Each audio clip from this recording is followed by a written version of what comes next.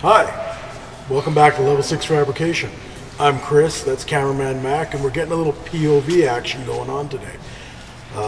So yesterday we got most of the floor here cut out just generically, so we'd know roughly the condition of everything and dimensions. Yeah, because that's awesome. What we're going to do today is I'm going to trim out as far as we can to the frame rails, and then we're going to try and mock up the engine before we cut any more out. Like, most of this will be gone anyways, but it's nice to keep as much structure as possible in the meantime, just so nothing flexes. I don't think we're going to have a problem, but it's always better to cut it as you see fit, needing more to come out than just hacking it all up at the beginning. So yeah, let's get to it.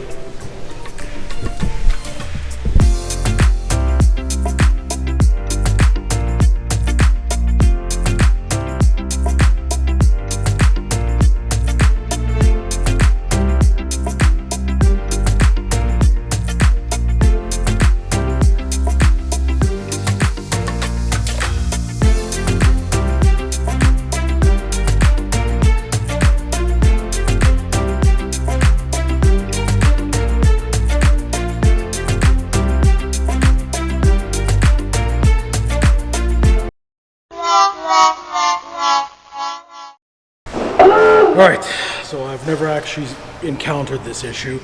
The mechanism just completely broke off, so I don't think I've ever encountered this before.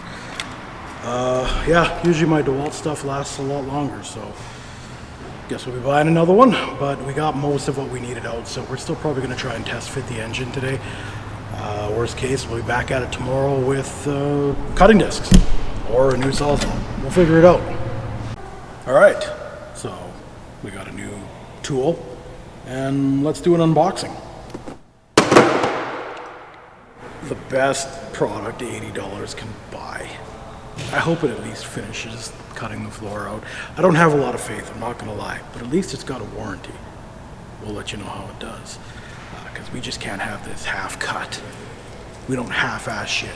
We half-ass the full job. We full half-ass. We half-ass to the fullest. Cut.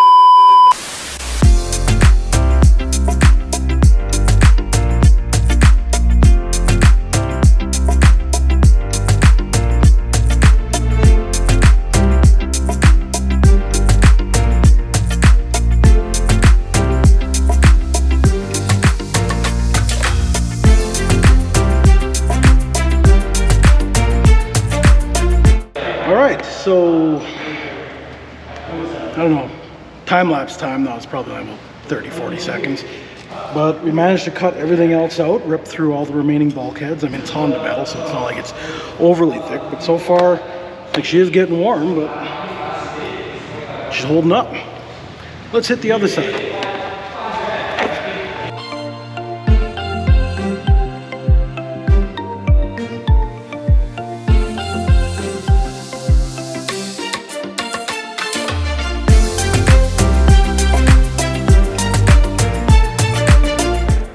Time for a review. Apparently I spoke fractions of a second too soon. This is a piece of crap. Here's the blade. The moment you put any kind of load on it at all, it seems to loosen and just release itself, so I have no idea what's going on. We're gonna try again, otherwise we're on our way to return it. And today might be over with, so. Let's show them live. Yeah, let's show you live how awesome this is. Maybe the problem won't rear its head again if we do it live. So. The blades are locked in with their springing. Yeah, see, like it's not coming out. Let's get it started.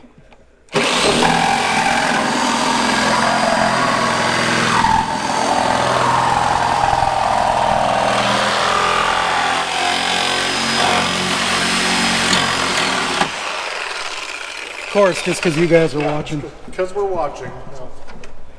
I really appreciate you guys giving this the courage to hold up through the rest of this cut. Thank you very much. You guys are amazing support.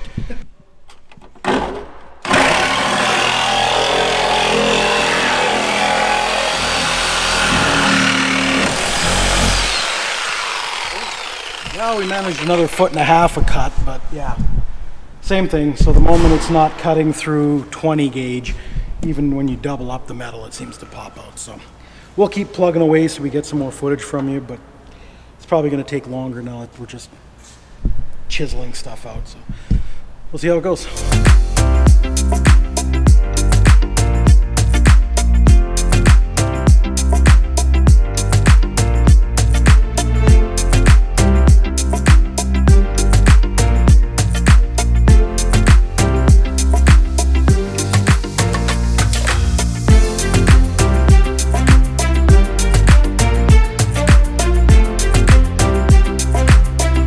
Product review.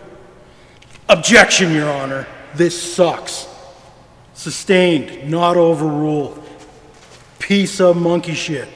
Do not buy one of these. I don't know what the equivalent is at Harbor Freight. I'm guessing it's probably just calls it what it is. It should just say crap on the side. We got 12 minutes out of the life of this thing. But hey, we got a floor that's missing. Hey, cameraman Matt, come on in here. Look at this.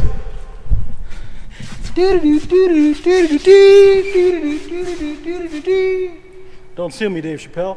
So we got more than enough room. This actually still makes me happy. I don't care about crappy $80 tools. It's my fault for not buying a proper one.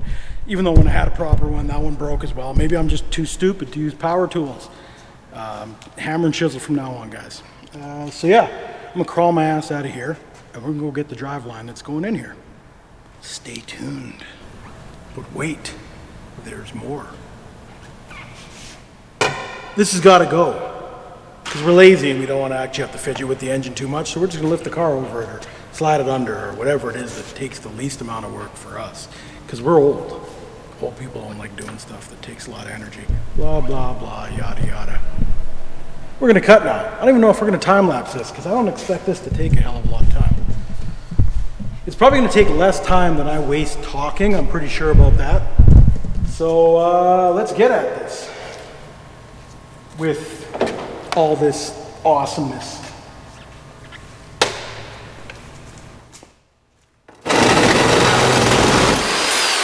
Yeah! I promise you're not going to learn anything today. Other than don't buy from Princess Auto. Ooh, is that slander? I'm sorry. Their products are high quality, don't get me wrong. All right. We gambled. We bet on gray instead of yellow. Yeah, we bet on gray. Gandalf.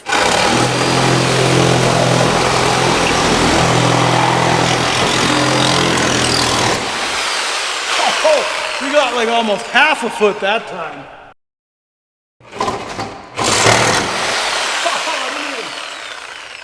Yeah, that's a two pumper right there, ladies.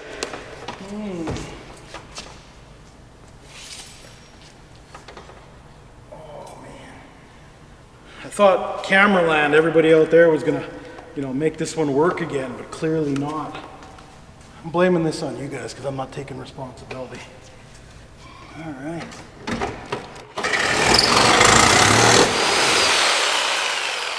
All right, we're gonna try with one more bit.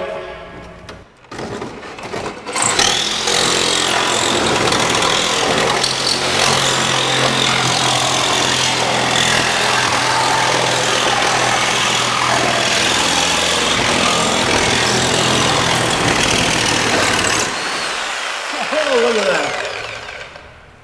As long as you're willing to waste 4 blades, you might actually get 1 cut done. That's really hot, by the way. I suggest you don't do what I'm doing.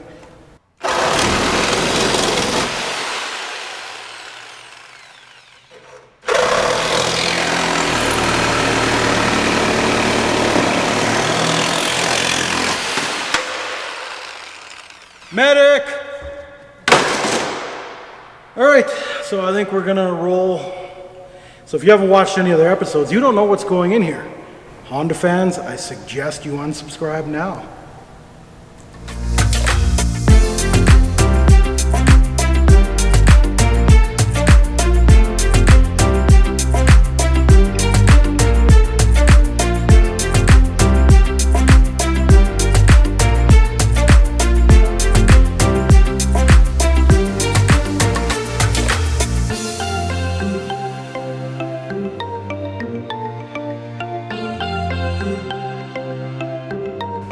moment of truth. Hopefully there hasn't been a lot of people that hit unsubscribe until they see the carnage. But let's get to our idea of a cool swap.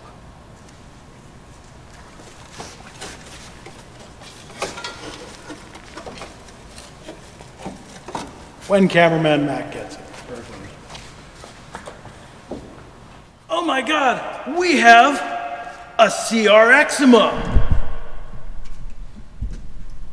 That's right, 3.5 liters of Nissan goodness. We got a VQ in here. Why? Because it's not a Honda engine. You thought we were kidding. And I love the sound of these. All jokes aside, you know, factory, this has 265, 255 torque at the crank, but it's restricted through an exhaust that's even smaller than what the CRX came with, and a super restrictive intake. Just NA, opening all that up with no tuning at all, you can get close to 320, 330. So like 275 to the ground. That's if we do nothing else. Do we look like the kind of guys that do nothing else? Not a chance. So hopefully you're gonna stick with us, because I think this is gonna be fun. Now let's see some of the reasons why this is actually working quite well, to be honest. Come with me. Come with me. Let's take a look at a few things. So when we center this, the first beauty is, look where these, like the